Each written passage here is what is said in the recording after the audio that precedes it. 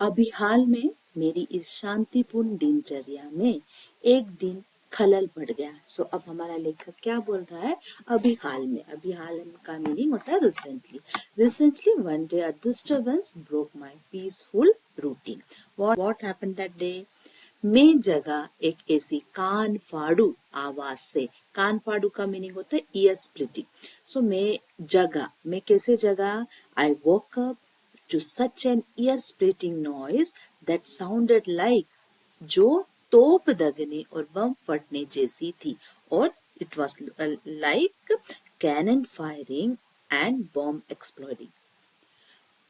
George W Bush और सद्दाम हुसैन की मेहरबानी से तीसरे विश्व युद्ध की शुरुआत हो चुकी हो।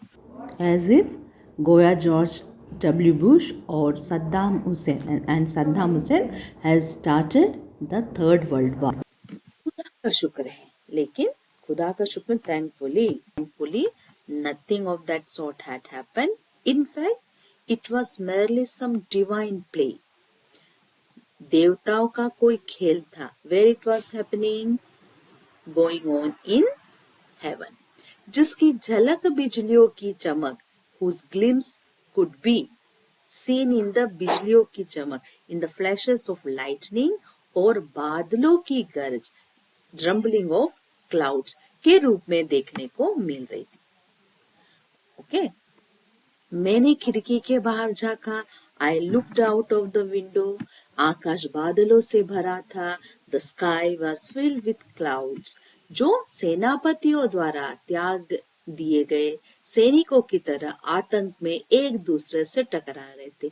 यहाँ पे क्लाउड को कैसे बताया कि just soldiers with abandoned by their commanders were crashing, टकराते हैं ना, crashing into each other in the terror. Same way clouds were also looking.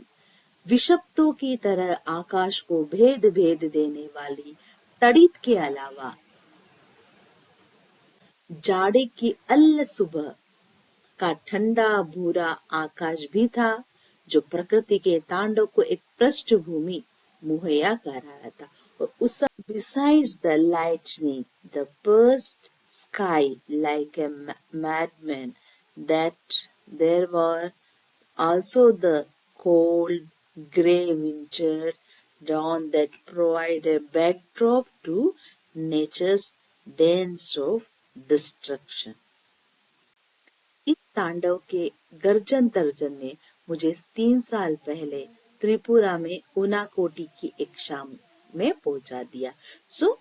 ये जो समय था, this thunder's roar of this spectacle transported me back to an evening 3 years ago in Unakoti Tripura. ये जो sound है, उसने हमारे जो लेखक उसको ट्रांसपोर्ट किया कहाँ पे?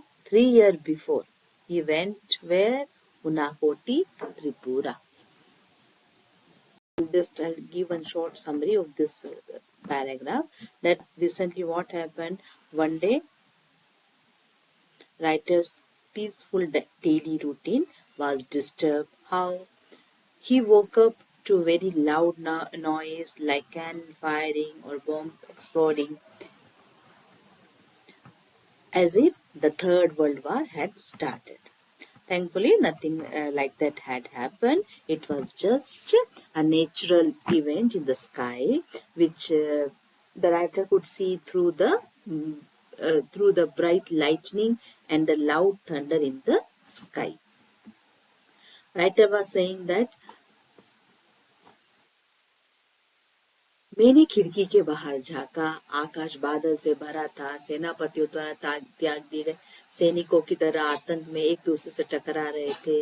ये जो पैराग्राफ है, इसमें वो बताता है कि जब वो जो एटमॉस्फेयर था, द क्लाउड वाज थंडरिंग और लाइटनिंग, ये सब साउंड जो था, उसको 3 साल पहले वो कहाँ पे गया था? त्रिपुरा में. तो उसकी याद दिलाई थी.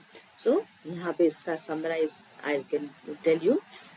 You can say that our writer say, I looked out the window. The sky was full of clouds that were crashing into each other like scared soldiers left alone by their commander. Along with the strong lightning in the sky, there was the cold, grey winter morning, which made the scene even more dramatic. The loud thunder reminded me of an evening 3 years ago in Unakoti, Tripura. So this is the meaning of this paragraph.